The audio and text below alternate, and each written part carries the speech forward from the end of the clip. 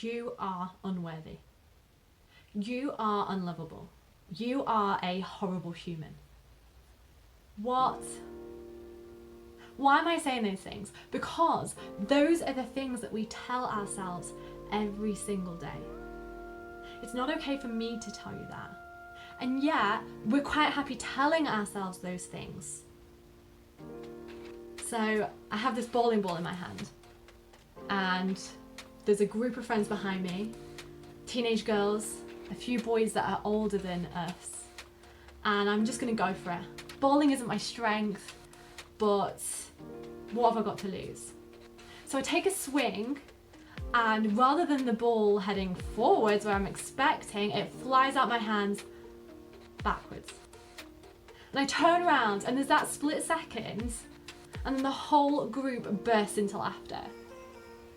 And I die inside. I have no choice but to laugh and join in. But actually in that moment, that situation has just confirmed everything that I was feeling anyway. Those stories that prevented me from showing up and doing that kind of thing again. That boy that I was interested in didn't go any further. The same stories that until this point has stopped me showing up on social media and sharing my message. And I bet a lot of money that a lot of you tell this same story to yourself. I am unlikable. I'm not the person who has big groups of friends, close, really close friends. I'm the person who will sit in a big group of people and quite happily just fade into the background. I am unattractive. I look at some of my friends out on social media absolutely killing it. They fit the societal beauty norms and they take a gorgeous photo. Unless I'm grinning like a maniac, then my photos are not photogenic. It'll take me 20, 30, 40, 50 goes to have a photo where my face looks something that I'm happy with. I am insignificant. You compare yourself constantly. And on social media, I'm thinking, why should I bring my voice when the message has already happened? Other people have said it and they've said it much, much better. I am unrelatable. I'm different from you. When actually, if we're all having this deep-seated feeling of I am unworthy, I am insignificant, then are we different? No.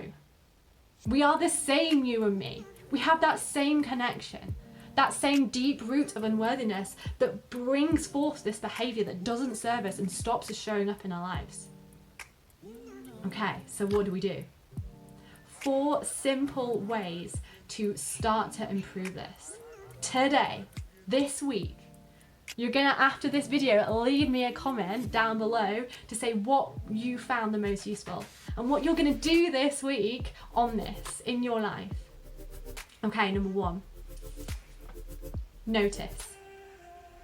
Bring an awareness to the situation. Throughout your entire day, keep noticing when this voice crops up.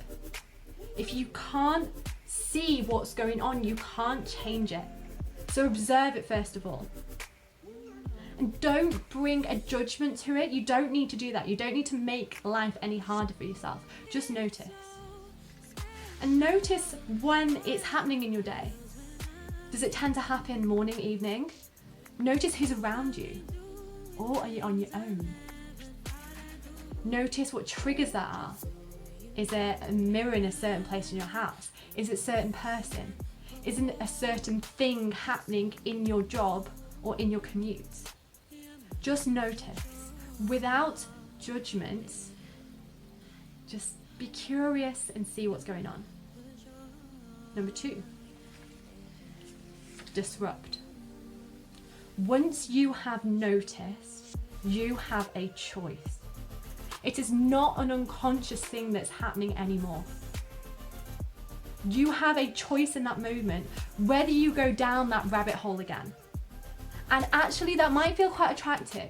Once you've noticed and you're thinking, right, okay, disrupt, you might still take that action anyway. Because that rabbit hole of self-hate, of a lack of self-worth, feels comfortable, it feels safe, When we choose to disrupt and we say no, we choose some uncomfortable action because we don't know what's going to happen if we start to interrupt that narrative.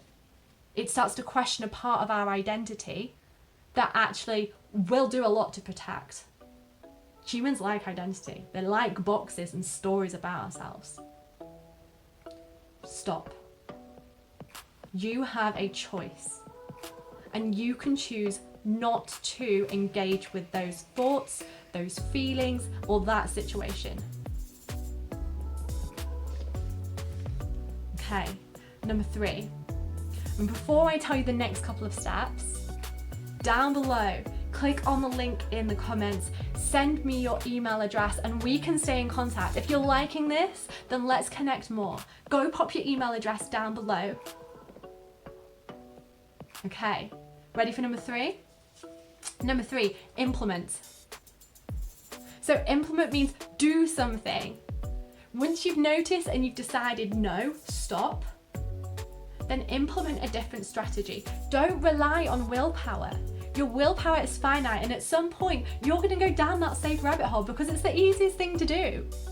So find a tool, a strategy that you're going to implement, you're going to do in that moment to divert your thoughts, to divert that self-talk into something more positive. So you might choose something like smile.